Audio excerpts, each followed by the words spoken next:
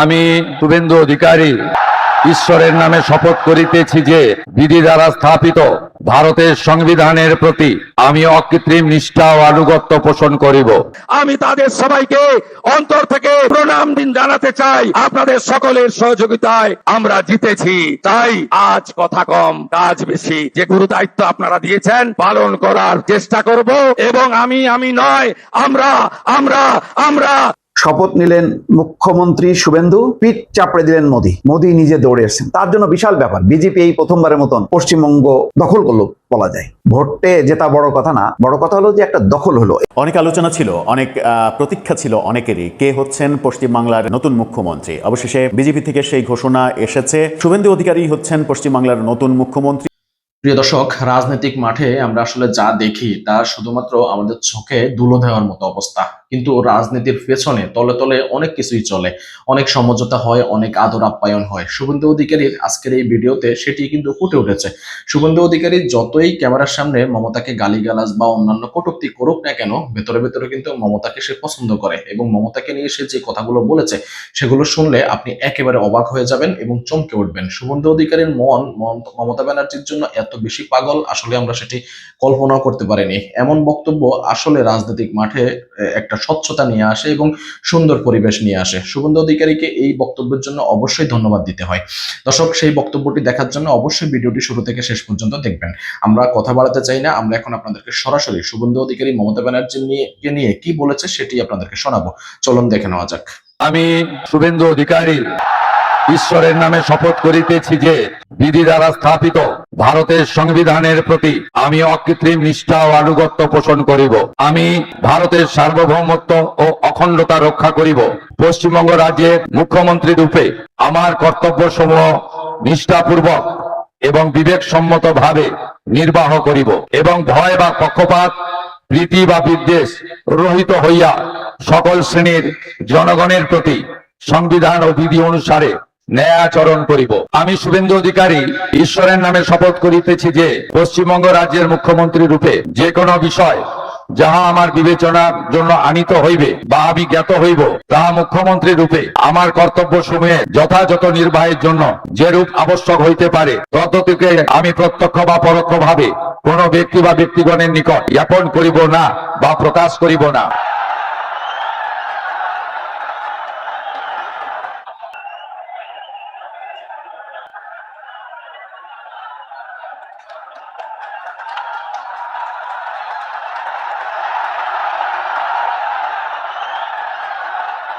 আমাদের পশ্চিমবঙ্গে ভারত ভুক্তির দুই স্থপতি 1947-এর 20 জুন যারা ভারত ভুক্তি করিয়েছিলেন, ডক্টর শ্যামাপ্রসাদ মুখার্জি এবং ভারত সেবাশ্রম সংঘের প্রতিষ্ঠাতা স্বামী প্রণবানন্দ, তাদেরকে আমি স্মরণ করতে চাই। আমি স্মরণ করতে চাই আমাদের পশ্চিমবঙ্গের যারা ভারতীয় জনতা পার্টিকে এই জায়গায় পৌঁছে দেওয়ার ক্ষেত্রে উল্লেখযোগ্য অবদান রেখেছেন প্রয়াত হরিপদ ভারতী মহোদয়, প্রয়াত বিষ্ণুকান্ত শাস্ত্রী মহোদয়, প্রয়াত সত্যব্রত মুখার্জি মহোদয়, প্রয়াত সুকুমার ব্যানার্জি মহোদয় এবং শ্রদ্ধেয় অসীম ঘোষ, শ্রদ্ধেয় রাহুল সিনহা, শ্রদ্ধেয় দিলীপ ঘোষ, শ্রদ্ধেয় তথাগত রায়, সম্মানীয় ডক্টর সুকান্ত মজুমদার এবং আজকের সভাপতি মাননীয় শ্রমিক ভট্টাচার্য দাদাকে। এবং আমি স্মরণ করতে চাই আমাদের 321 জন ভারতীয় জনতা পার্টির কার্যকর্তা যারা আত্মবলিদান দিয়েছেন এবং আমি কথা দিতে পারি হাজার হাজার লক্ষ লক্ষ বিজেপি কর্মী যারা ক্ষতবিক্ষত হয়েছেন, অত্যাচারিত হয়েছেন, ঘর ছাড়া হয়েছেন, মিথ্যা মামলার সঙ্গে যুক্ত হয়েছেন। আমি তাদেরকে কথা দিতে পারি আগামী দিনে আপনাদের স্বপ্ন পূরণ করার কাজ ভারতীয় জনতা পার্টির সরকার করবে। আমাদের নেতা নরেন্দ্র মোদীজি যে গ্যারান্টি দিয়েছেন সব গ্যারান্টি পূরণ করার কাজ ভারতীয় জনতা পার্টির সরকার করবে। আমি নয়, আমরা নীতিতে ভারতীয় জনতা পার্টির সরকার করবে। কথা কম কাজ বেশি ভারতীয় জনতা পার্টি করবে। চার্জশিট প্রকাশের দিন মাননীয় নেতা অমিত শাহজি দুটো প্রতিশ্রুতি বাংলার লোককে দিয়েছেন। সন্দেশখালী থেকে আরজিকর হয়ে যত মা বোনেদের উপরে, কন্যাদের উপর অত্যাচার হয়েছে তার কমিশন বসবে এবং যারা অভিযুক্ত তাদের বিরুদ্ধে ব্যবস্থা নেওয়া হবে। মাননীয় অমিত শাহজি চার্জশিট প্রকাশের দিন ঘোষণা করেছিলেন যে পশ্চিমবাংলায় ইনস্টিটিউশনাল করাপশন, প্রাতিষ্ঠানিক দুর্নীতি যারা করেছেন তাদের বিরুদ্ধে রিটায়ার্ড জাজকে দিয়ে কমিশন বসানো হবে এবং উপযুক্ত ভাবে আপনাদের সরকারি অর্থ যারা নয়ছয় করেছেন তাদের বিরুদ্ধেও আমরা ব্যবস্থা নেব। মাননীয় অমিত শাহজি যে সংকল্পপত্র প্রকাশ করেছেন, যা পরবর্তীকালে আমাদের যশস্বী প্রধানমন্ত্রী এই নির্বাচনের প্রধান প্রচারক, যার মিটিং এ লক্ষ লক্ষ লক্ষ মানুষ এসেছেন, যার অক্লান্ত পরিশ্রম এবং যিনি কথা দিয়ে গেছেন, আমি আপনাদের কাছে কথা দিতে পারি আগামী মন্ত্রিমণ্ডল, আগামী বিধায়ক দল, সর্বোপরি ভারতীয় জনতা পার্টির সংগঠন, বিচারধারার সঙ্গে যুক্ত লোকজন এবং অসংখ্য পশ্চিম বাংলার সাংস্কৃতিক চেতনার রাষ্ট্রবাদী নাগরিককে নিয়ে আমরা সংকল্পপত্র প্রত্যেকটা সময়বদ্ধ সময়ের মধ্যে পূরণ করব। আমাদের আসন একটাই মন্ত্র হোক, স্বামীজির মন্ত্র, চোরৈবতী চোরৈবতী চোরৈবতী। আমাদের মন্ত্র একটাই হোক, নরেন্দ্র মোদীজির মন্ত্র, সবকা সাথ, সবকা বিকাশ, সবকা বিশ্বাস, সবকা প্রয়াস। এটাই হোক আগামী দিনে আমাদের মন্ত্র। আসুন পশ্চিম বাংলাকে মোদীজির আদর্শে, তার নেতৃত্বে নবনির্মাণ করি। কেন্দ্র রাজ্য যৌথ ভাবে কাজ করে আমরা মানুষের প্রত্যাশা পূরণ করি। এটাই হোক আজকের দিনে আমাদের সংকল্প। খুব সঠিকভাবে মাননীয় অমিত শাহজি বলেছেন যে আমরা ভয় কাটাতে পেরেছি। মোদীজি দিয়েছেন ভরসা, দেখিয়েছেন স্বপ্ন, আর অমিত শাহজির নেতৃত্বে আমরা ভয় কাটাতে পেরেছি।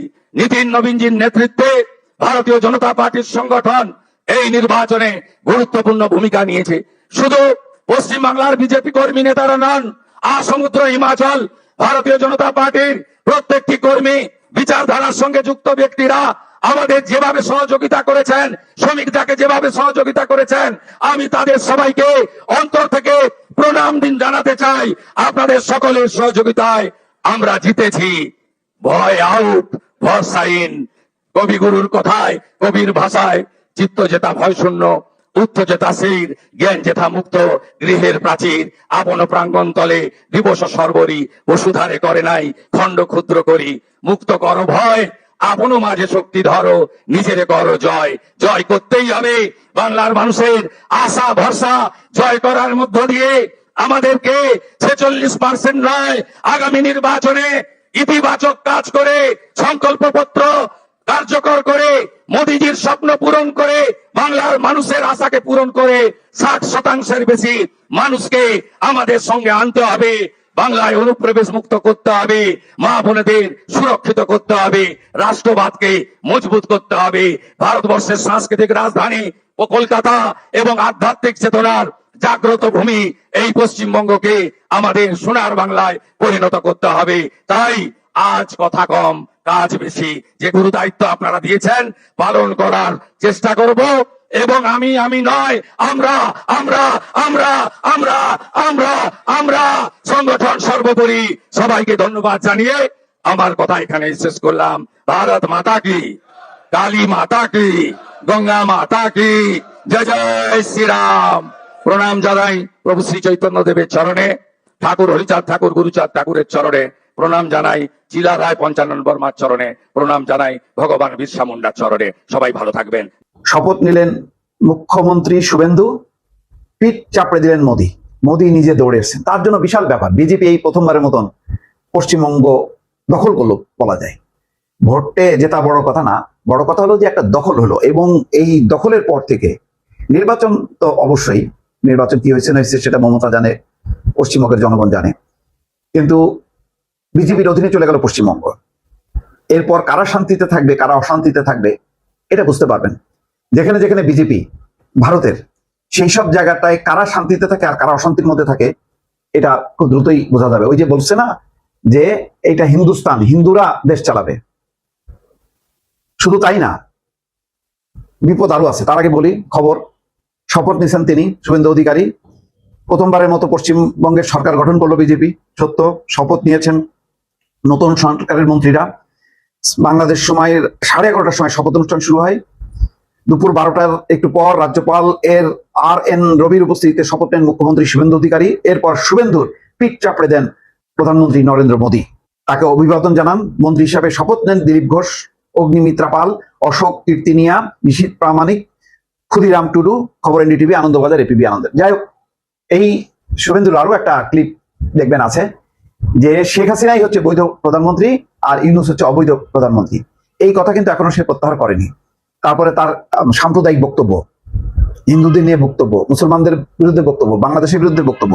তার মানে শুভেন্দু অধিকারী যতক্ষণ ক্ষমতায় আছে তার বাংলাদেশ চাপের মধ্যে পড়ে গেল, মুসলমানরা চাপে পড়লো। বহু যারা বাংলাদেশ থেকে যে সমস্ত হিন্দু মুসলমান যারাই বহু বছর আগে সেখানে প্রতিষ্ঠিত হয়েছে পশ্চিমবঙ্গের বিভিন্ন প্রান্তে, তারা এখন অস্থিরতার মধ্যে থাকবে। তাদের আদি পরিচয় নিয়ে টানাটানি পড়বে। যদিও তিনি বলছেন যে আমার মা বরিশাল থেকে এসছে, ভয় নেই। কিন্তু ভয় যে কাকে বলে, আতঙ্ক যে কাকে বলে, সন্ত্রাস কাকে বলে, এইটা হাড়ে হাড়ে টের পাবে পশ্চিমবঙ্গের মানুষ। এবং সবচেয়ে বড় কথা হলো, পশ্চিমবঙ্গের মধ্যে, পশ্চিমবঙ্গ তো আর আমাদের দেশ না, ভারতের একটা অংশ, কিন্তু ওই যে তার বাংলাদেশ বিরোধী মনোভাব, কারণ প্রতিবেশী বড় রাজ্য পশ্চিমবঙ্গ, তার সাথে মমতা যখন ছিল তখন সুসম্পর্ক ছিল। ইভেন ইউনূস সরকারের সময় কোনো সমস্যা হয়নি, হাসিনার সময়ও তো না, তার আগেও না। সিপিএম বা তৃণমূল কংগ্রেসের এই লম্বা শাসন পেয়েছে বাংলাদেশ, তার প্রতিবেশী। শাসক দল ছিল না, কংগ্রেসও ছিল না, আর বিজেপিও ছিল না।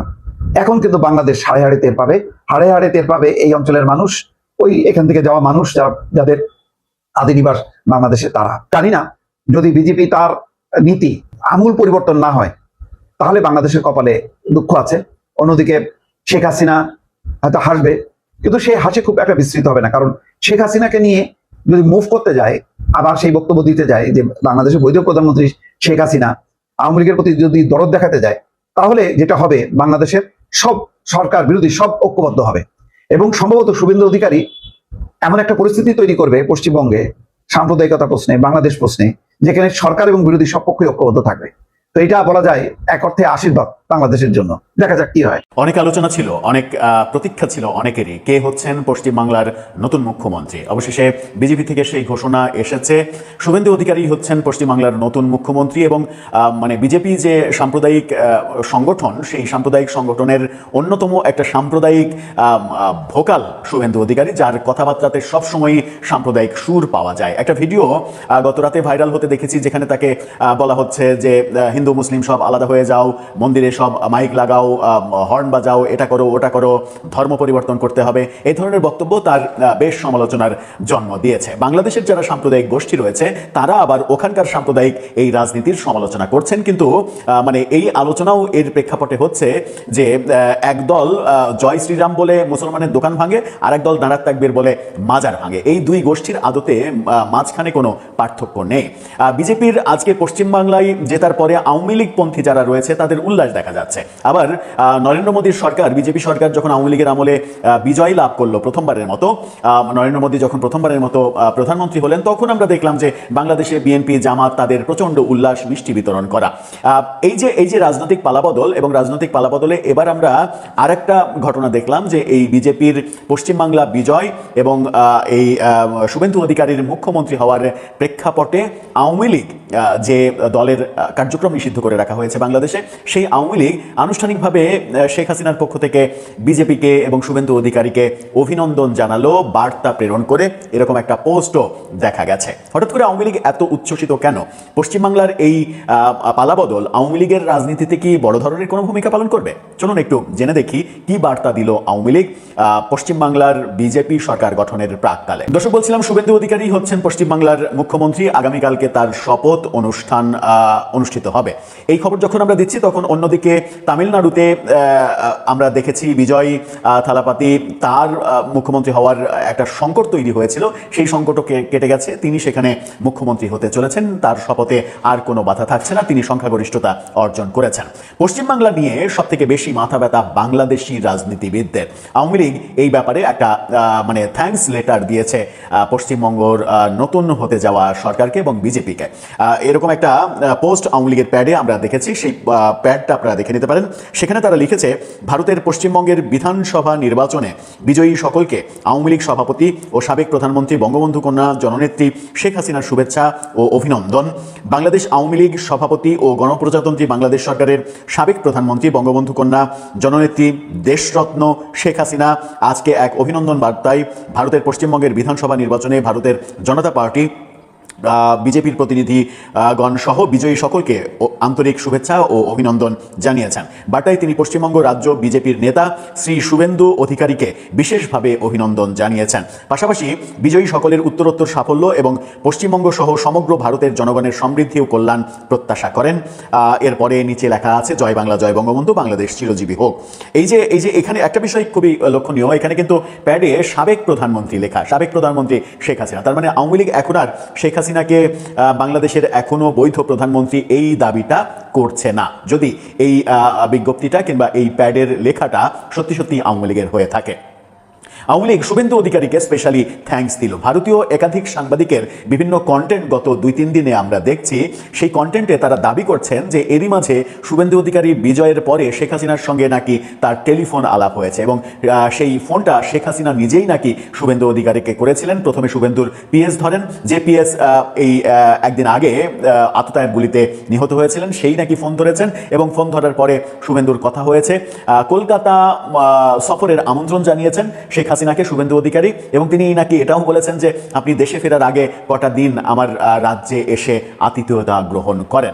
তার মানে শুভেন্দু অধিকারী জেতার পরে এবং তাকে যখন কনফার্ম করা হয়েছে তিনি হতে চলেছেন মুখ্যমন্ত্রী, ঠিক সেই সময় তাকে কেন্দ্র করে আওয়ামী লীগের রাজনীতি আবার নতুন করে উজ্জীবিত হওয়ার স্বপ্ন দেখছে। কিন্তু সেই স্বপ্নটা কতটা বাস্তবে রূপ লাভ করবে সেই ব্যাপারে নিশ্চয়ই সন্দেহ রয়েছে, কারণ মানে যেখানে নরেন্দ্র মোদীই পেরে ওঠেননি গত 2 বছরে আওয়ামী লীগের রাজনীতির নিষেধাজ্ঞা তুলে নিতে, সেখানে শুভেন্দু অধিকারী একটা রাজ্যের মুখ্যমন্ত্রী, তিনি কি ভূমিকা পালন করবেন আর এটা নিয়ে এত উচ্চাশা পোষণ করার কারণই বাকি। আবার অন্যদিকে পক্ষান্তরে আওয়ামী লীগের যারা বিরোধী রাজনীতি করে, বিশেষ করে বাংলাদেশে যারা সাম্প্রদায়িক রাজনীতি করে, তারা শুভেন্দুর এই বিজয়, বিজেপির এই বিজয় নিয়ে এত বেশি অস্থির কেন, এত বেশি আতঙ্কিত কেন, তাদের মধ্যে এই ব্যাপারে একটা ভয় কাজ করছে কেন, কেন তাদের মুখে মানে শোনা যাচ্ছে যে ওদিকের গেরুয়া রং, গেরুয়া রাজনীতি বাংলাদেশে এসে গেছে, এই ধরনের বক্তব্য কেন আসছে, সেটাও কিন্তু বেশ সন্দেহজনক একটা ব্যাপার। দর্শক, আপনার কাছে কি মনে হয় এই শুভেন্দুর বিজয় এবং আগামীকালকে মুখ্যমন্ত্রী হিসেবে তিনি যে শপথ নিতে চলেছেন,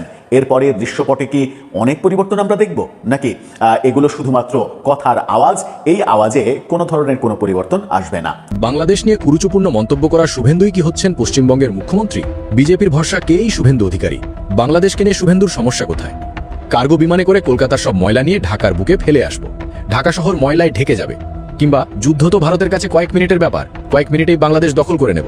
কথাগুলো শুনলে যে কারোর মনে হতে পারে পাড়ার মোড়ে দাঁড়িয়ে কেউ হয়তো সস্তা চাপাবাজি করছে, কিন্তু না, যিনি এই কথাগুলো বলেছেন তিনি শুভেন্দু অধিকারী। বিজেপির হয়ে পশ্চিমবঙ্গের মুখ্যমন্ত্রী হয়তো তিনিই হতে চলেছেন। প্রশ্ন হচ্ছে, যে মানুষটা প্রতিবেশী দেশ নিয়ে এমন কুরুচিপূর্ণ আগ্রাসী মন্তব্য করতে পারেন, তিনি যদি সত্যিই মুখ্যমন্ত্রী হয়ে বসেন তখন পরিস্থিতি কেমন হবে? আর সবচেয়ে বড় প্রশ্ন, বাংলাদেশের ওপর তার এত ক্ষোভ কেন? কেনই বা তিনি মমতা বন্দ্যোপাধ্যায়ের মতো নেত্রীকে ছেড়ে বিজেপিতে যোগ দিলেন? আর ভারতের কেন্দ্রীয় শাসক দল বিজেপিই বা কেন তার উপর অন্ধভাবে ভরসা করছে? অদ্ভুত ব্যাপার হলো, কথায় কথায় বাংলাদেশ আর মমতা বন্দ্যোপাধ্যায়কে নিয়ে নেতিবাচক মন্তব্য করা এই শুভেন্দু কিন্তু একসময় মমতারই ডানহাত ছিলেন। কিন্তু কিভাবে তিনি মমতার আস্থাভাজন থেকে সরে গিয়ে বিজেপিতে যোগ দিলেন সে কথা পরে বলছি। তার আগে বলি, শুভেন্দু অধিকারী উঠে এসেছেন পোড় খাওয়া রাজনৈতিক পরিবার থেকে। তার বাবা শিশির অধিকারী দীর্ঘদিনের বর্ষিয়ান রাজনীতিবিদ। পূর্ব মেদিনীপুর জেলায় অধিকারী পরিবারের একচেটিয়া আধিপত্য অনেক আগে থেকেই। ছাত্র রাজনীতি থেকে শুরু করে ধাপে ধাপে নিজেকে প্রতিষ্ঠিত করেছেন শুভেন্দু। তবে তার রাজনৈতিক কেরিয়ারের সবচেয়ে বড় টার্নিং পয়েন্ট ছিল 2007 সালের নন্দীগ্রাম আন্দোলন। দীর্ঘ 34 বছরের বামফ্রন্ট সরকারের ভিত নাড়িয়ে দেওয়া নন্দীগ্রাম আন্দোলনের মাঠ পর্যায়ের মূল স্থপতি ছিলেন এই শুভেন্দু। মমতা বন্দ্যোপাধ্যায় ছিলেন সেই আন্দোলনের মুখ, কিন্তু ময়দানে ক্যাডারদের সংগঠিত করা, প্রতিরোধ গড়ে তোলা, এসবের নেপথ্যে ছিলেন শুভেন্দু। বামদের উৎখাত করে তৃণমূল কংগ্রেস যখন ক্ষমতায় এলো, তখন শুভেন্দু হয়ে উঠলেন মমতার ডান হাত। মেদিনীপুর সহ আশেপাশের বেশ কয়েকটি জেলায় দলের চাবিকাঠি ছিল তার হাতেই। তৃণমূলের গ্রাউন্ড লেভেলের সবচেয়ে শক্তিশালী সংগঠক হিসেবে তার নাম ডাক ছড়িয়ে পড়ে। তাহলে প্রশ্ন জাগে, মমতার এত কাছের মানুষ হয়েও শুভেন্দু কেন দল ছাড়লেন? কেন তিনি তৃণমূলের কট্টর বিরোধী শিবিরে গিয়ে হাত মেলালেন?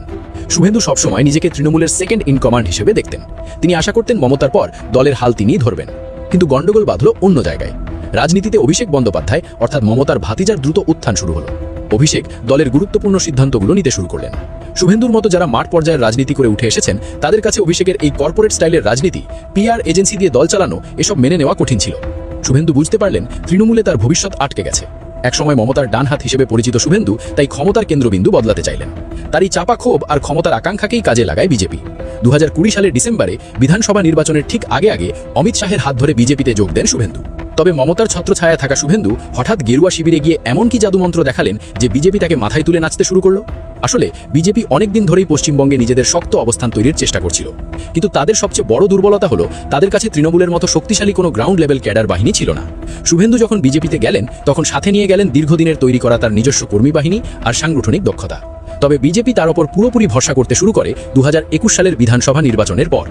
সেই নির্বাচনে নন্দীগ্রাম আসনে মুখোমুখি লড়াইয়ে নামেন মমতা ও শুভেন্দু, আর সবাইকে চমকে দিয়ে নিজের রাজনৈতিক গুরু মমতা বন্দ্যোপাধ্যায়কে হারিয়ে দেন শুভেন্দু। যদিও পুরো রাজ্যে তৃণমূল বিপুল জয় পেয়েছিল, কিন্তু মমতার এই ব্যক্তিগত হার ছিল বিজেপিতে শুভেন্দুর অবস্থানকে একেবারে পাথরের মতো শক্ত করে দেওয়ার জন্য যথেষ্ট। বিজেপি বুঝতে পারে মমতার চোখে চোখ রেখে লড়াই করার মতো তৃণমূলের ভেতরের সব দুর্বলতা জানা একমাত্র নেতা হলেন শুভেন্দু। আর এভাবেই তিনি হয়ে ওঠেন বঙ্গ বিজেপির অবিসংবাদিত নেতা ও বিরোধী দলীয় মুখ। এবার আসা যাক সবচেয়ে বিতর্কিত আর সংবেদনশীল বিষয়, বাংলাদেশকে নিয়ে শুভেন্দু অধিকারীর সমস্যা ঠিক কোথায়? কেন তিনি লাগামহীনভাবে বাংলাদেশের বিরুদ্ধে বিষোদ্গার করছেন? হাসিনার পতনের পর থেকেই শুভেন্দু অধিকারী যেন তার সব শালীনতার মাত্র ছাড়িয়ে গেছেন। অন্তর্বর্তী সরকার এবং ছাত্র জনতার আন্দোলন নিয়ে তিনি এমন সব মন্তব্য করেছেন যা যুক্তিনাজিক শিষ্টাচার বহির্ভূত। তিনি প্রধান উপদেষ্টা হিসেবে থাকাকালীন ডক্টর ইউনুসকেও সরাসরি আক্রমণ করে বলেছেন, যাহাই ইউনুস তাহাই মমতা। তিনি বাংলাদেশের বৈষম্য বিরোধী ছাত্র আন্দোলনে যুক্ত তরুণদেরও রাজাকারের বাচ্চা এবং হেফাজতের বাচ্চা বলেও আখ্যা দিয়েছেন। তার আগ্রাসী মন্তব্যের তালিকা বেশ দীর্ঘ। তিনি প্রকাশ্যে হুমকি দিয়েছেন ভারতের কাছে বাংলাদেশ দখল করা নাকি কয়েক মিনিটের ব্যাপার। তিনি বলেছেন, কলকাতার শহরে যে ময়লা জমে আমাদের তো কার্গো বিমানের অভাব নেই, ওই বিমানগুলোতে করে ময়লা নিয়ে ঢাকার বুকে ফেলে আসা উচিত। ঢাকনাটা খুলে দিলে গোটা ঢাকা শহর ময়লায় চাপা পড়ে যাবে। শুধু তাই নয়, তিনি বাংলাদেশিদের মশা মাছির সঙ্গে তুলনা করেছেন। নেতানিয়াহুর দেশ যেমনটা করছে বাংলাদেশের ক্ষেত্রেও তেমন স্ট্রাইক চালানোর উস্কানিমূলক দাবি তুলেছেন। বাংলাদেশের ভেতরে ঢুকে শিক্ষা দিয়ে আসার মতো কথাও তার মুখ থেকে শোনা গেছে। তার এই অত্যন্তি প্রজনীতির ফল কি হতে পারে? কেন তিনি একজন দায়িত্বশীল নেতা হয়েও এমন লাগাম ছাড়া মন্তব্য করছেন? শুভেন্দু অধিকারী আসলে কোনো উন্মাদ নেতা নন যে তিনি না বুঝে এসব বলছেন। পুরোটাই তার রাজনৈতিক কৌশল। পশ্চিমবঙ্গের রাজনীতি এখন চরম মেরুকরণের দিকে এগোচ্ছে। শুভেন্দু খুব ভালো জানেন বিজেপিকে যদি পশ্চিমবঙ্গে ক্ষমতায় আসতে হয় তবে হিন্দু ভোটের একচেটিয়া মেরুকরণ ছাড়া কোনো উপায় নেই। তিনি তার প্রতিটি ভাষণে হিন্দু হিন্দু ভাই ভাই স্লোগান তুলেছেন। বাংলাদেশের রাজনৈতিক পরিবর্তনকে তিনি সুকৌশলে একটি ধর্মীয় চশমা দিয়ে পশ্চিমবঙ্গের মানুষের সামনে উপস্থাপন করছেন। তিনি চাইছেন বাংলাদেশের জুজু দেখিয়ে সীমান্তে ভীতির পরিবেশ তৈরি করে পশ্চিমবঙ্গের হিন্দু ভোটারদের এক করতে। তার এই কুরুচিপূর্ণ মন্তব্যগুলো আসলে বাংলাদেশের জন্য যত না ক্ষতিকর তার চেয়ে অনেক বেশি উদ্দেশ্য প্রণোদিত পশ্চিমবঙ্গের অভ্যন্তরীণ রাজনীতির জন্য। তিনি মমতার বিরুদ্ধে তোপ দাগানোর জন্য বাংলাদেশকে হাতিয়ার হিসেবে ব্যবহার করছেন। তিনি প্রমাণ করতে চাইছেন মমতা তোষণ নীতির রাজনীতি করেন, আর তিনি এবং বিজেপি হল হিন্দুত্বের আসল রক্ষাকর্তা। শুভেন্দু যদি সত্যিই পশ্চিমবঙ্গের মসনদে বসেন তবে ঢাকার সঙ্গে কলকাতার সম্পর্ক কোন দিকে মোড় নেবে? ভারতের পররাষ্ট্র নীতি মূলত নয়াদিল্লি থেকে নির্ধারিত হয়, এটা সত্যি, কিন্তু প্রতিবেশী দেশগুলোর সঙ্গে সম্পর্কের ক্ষেত্রে সীমান্তবর্তী রাজ্যগুলোর মুখ্যমন্ত্রীদের বিশাল প্রভাব থাকে। আমরা দেখেছি যে মমতা বন্দ্যোপাধ্যায় কিভাবে তিস্তা চুক্তির ক্ষেত্রে বাগড়া দিয়ে সেটি আটকে রেখেছেন। এখন চিন্তা করে দেখুন, যে শুভেন্দু অধিকারী প্রকাশ্যে বাংলাদেশকে দখল করার হুমকি দেন তিনি মুখ্যমন্ত্রী হলে পরিস্থিতি কতটা ভয়াবহ হতে পারে। শুভেন্দু যদি মুখ্যমন্ত্রী হন তবে বাংলাদেশ ও পশ্চিমবঙ্গের মধ্যকার ব্যবসায়িক, সাংস্কৃতিক এবং যোগাযোগের সম্পর্কগুলো চরম হুমকির মুখে পড়তে পারে। তিনি তার কট্টরপন্থী ইমেজ ধরে রাখার জন্য সীমান্ত নীতিতে আরও কড়াকড়ি আরোপ করতে পারেন। বিএসএফ হয়তো রাজ্য সরকারের প্রচ্ছন্ন মদতে সীমান্তে আরও আগ্রাসী হয়ে উঠতে পারে, কারণ তার পুরো রাজনীতির মূল ভিত্তিটাই এখন দাঁড়িয়ে আছে এই বাংলাদেশ বিরোধিতা আর মেরুকরণের ওপর। তিনি ক্ষমতায় এসে হঠাৎ করে বাংলাদেশের বন্ধু হয়ে যাবেন এমনটা ভাবার কোনো কারণ নেই, বরং নিজের ভোট ব্যাংকে খুশি রাখতে তিনি ঢাকা কলকাতা সম্পর্ককে আরও তলানিতে নিয়ে যাওয়ার সম্ভাবনাই বেশি। শুভেন্দু অধিকারী রাজনীতিতে টিকে থাকার জন্য, ক্ষমতার শীর্ষে পৌঁছানোর জন্য যে কোনো কিছু করতে পারেন তার প্রমাণ তিনি বারবার দিয়েছেন। এক সময় যার হাত ধরে তার উত্থান, সেই মমতাকে মাটিতে নামাতে তিনি বিন্দুমাত্র দ্বিধা করেননি। এখন সেই একই ক্ষমতার লোভে তিনি প্রতিবেশী রাষ্ট্রকে নিয়ে নোংরা রাজনীতি করছেন। তার এই উগ্র রাজনৈতিক কৌশল যে এই অঞ্চলের শান্তি, সম্প্রীতি এবং দুই দেশের সাধারণ মানুষের সম্পর্কের মধ্যে বিশাল দেওয়াল তুলে দিচ্ছে তা অস্বীকার করার উপায় নেই। এই বিষয়টি নিয়ে আপনাদের কি মনে হয়? আপনার মূল্যবান মতামত জানিয়ে দিন আমাদের কমেন্ট সেকশনে। প্রিয় দর্শক, নিশ্চয়ই দেখেছেন, কি মনে হয়েছে আপনার কাছে আমাদের কমেন্টস বক্সের ঘরে অবশ্যই লিখে জানাবেন। শুভেন্দু অধিকারীর এত সুন্দর বক্তব্য কি আপনার কাছে ভালো লেগেছে কিনা সেটি আমাদের কমেন্টস বক্সে অবশ্যই লিখে জানাবেন। আমরা আমরা আপনাদেরকে বলতে চাই, শুভেন্দু অধিকারী যদিও সামনাসামনি একটু পাগল টাইপের, কিন্তু ভেতরে ভেতরে কিন্তু তার মন ভালো আছে। সে আসলে মানুষের জন্য কাজ করতে চায় বলে মনে হচ্ছে। এখন বাকিটা দেখা যাবে, সময় বাকিটা বলে দিবে আসলে শুভেন্দু অধিকারী পশ্চিমবঙ্গের জন্য কতটুকু ভালো বা কতটুকু ভালো কাজ করবে বলে মনে হচ্ছে, সেটি সময় বলে দিবে। তার কাজের মাধ্যমে কিন্তু আমরা সেটি দেখতে পারবো। দর্শক, আপনি কি মনে করেন পশ্চিমবঙ্গের জন্য শুভেন্দু অধিকারী ভালো নাকি মমতা ব্যানার্জি ভালো, সেটি আমাদের কমেন্টস বক্সে অবশ্যই লিখে জানাবেন। আমাদের আজকের এই ভিডিও আপনার কাছে ভালো লাগলে ভিডিওতে একটি লাইক দিবেন, শেয়ার করে অন্যদেরকে দেখার সুযোগ করে দিবেন, এবং আপনি আমাদের চ্যানেলে নতুন হলে সাবস্ক্রাইব করবেন। ধন্যবাদ সবাইকে, সবাই ভালো থাকবেন এবং সুস্থ থাকবেন। সবাইকে ধন্যবাদ জানিয়ে আবারও বিদায় নিচ্ছি। আসসালামু আলাইকুম।